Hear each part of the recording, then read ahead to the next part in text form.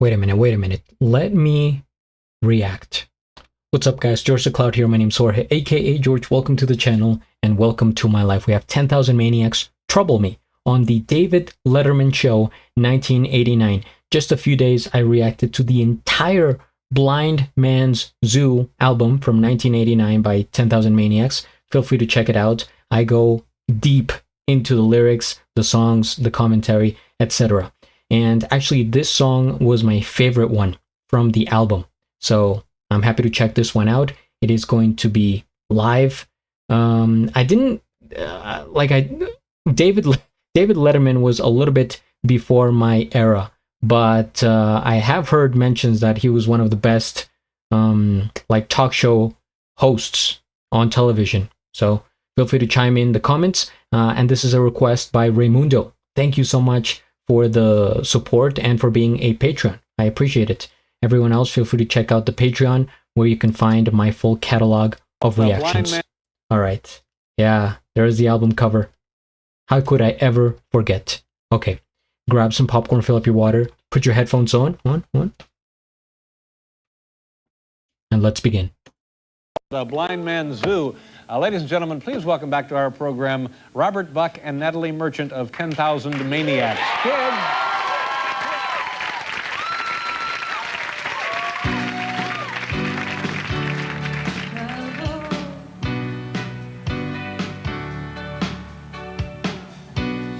Our feet going crazy.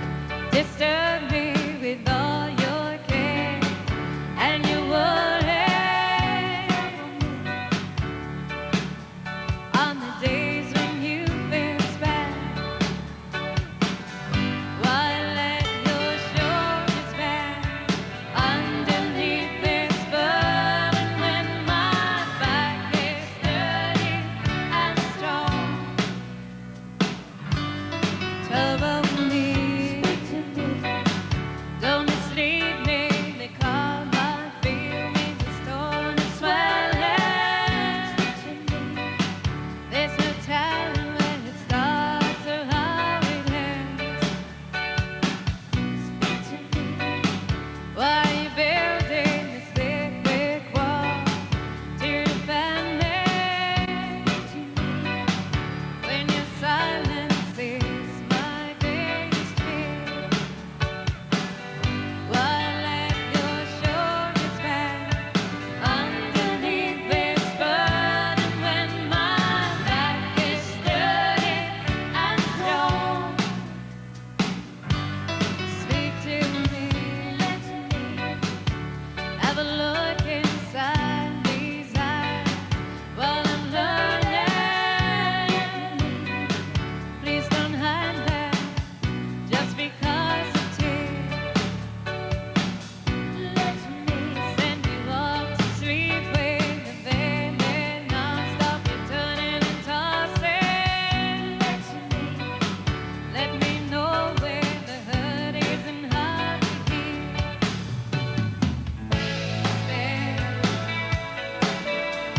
Spare me. Don't spare me anything. Trouble me.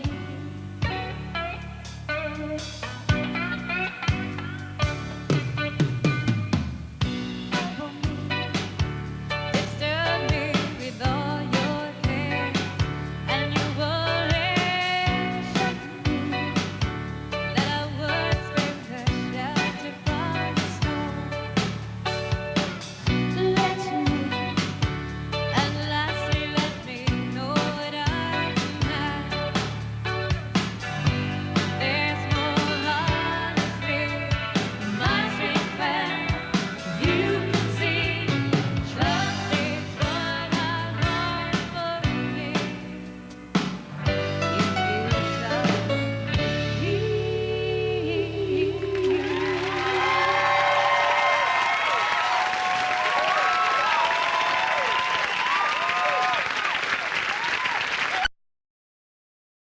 We go back to the beginning here. Okay. All right, first things first.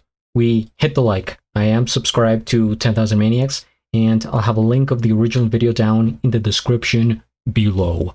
So I went back to the beginning. I wanted to check out the album cover because I think they were kind of dressed like the album. I don't know if it was intentional, but you know, Natalie was dressed in and I can't even talk. Dressed in red. The backup singer in yellow. I think there's maybe like a hint of yellow in the album, and then the other musicians black, and the rest is white, some white shoes, white for the album. I don't know, maybe I'm looking too deep into it, but I'm sure they have the reasons, you know, to dress the way they do.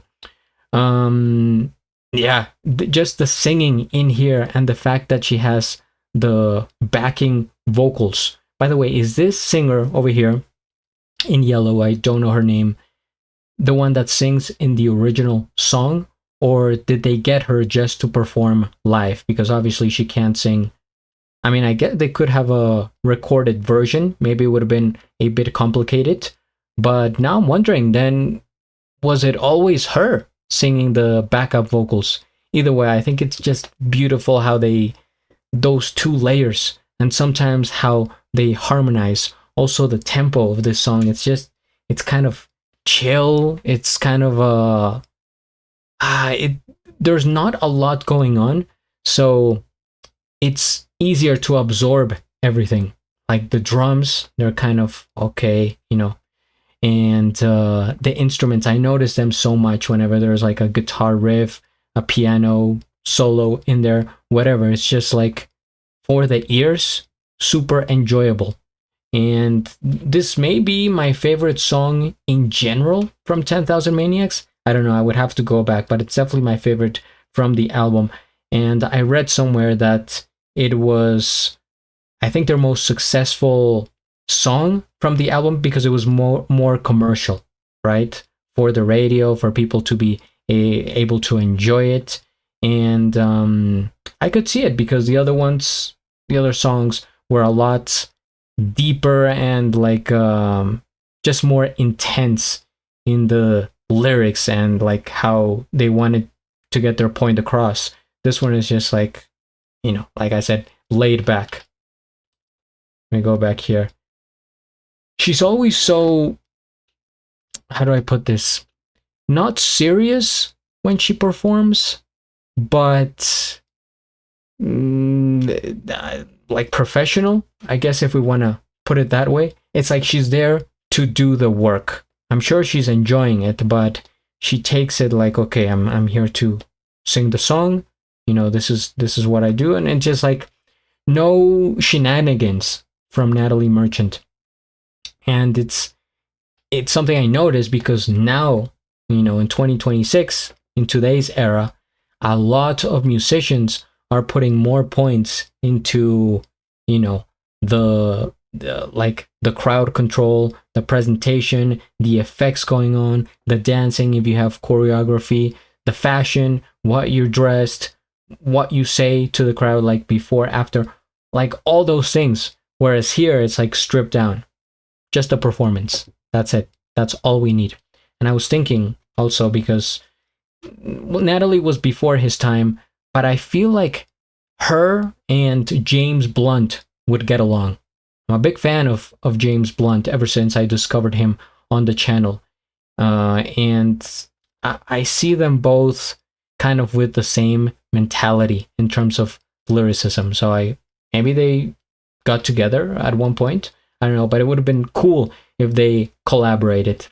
Yeah, there is a song. I think they did fantastic live. Hopefully it was, you know, from my ear, completely live, because I was scrolling through Instagram the other day and I saw this presentation. I forget the name of the group or the artist. It was a singer. It was a female singer. And she was starting to do the song. It was like from this era, maybe a little bit later, like 1992. And she was starting to sing the song, and they had the track going. She was, you know, it was lip synced, and it was clear that she wasn't singing, and she just kind of did like some goofy dance, stayed there a couple seconds, then left, and I think her career was over after that. So even from this era, I think people were using technology to aid them in the presentation. I don't know if they did that in the 80s, but definitely I think it started in the 90s. Anyway, yeah, thank you guys for watching. I appreciate it. If you have more suggestions, comment, subscribe, and at the end, do a flip. Till the next.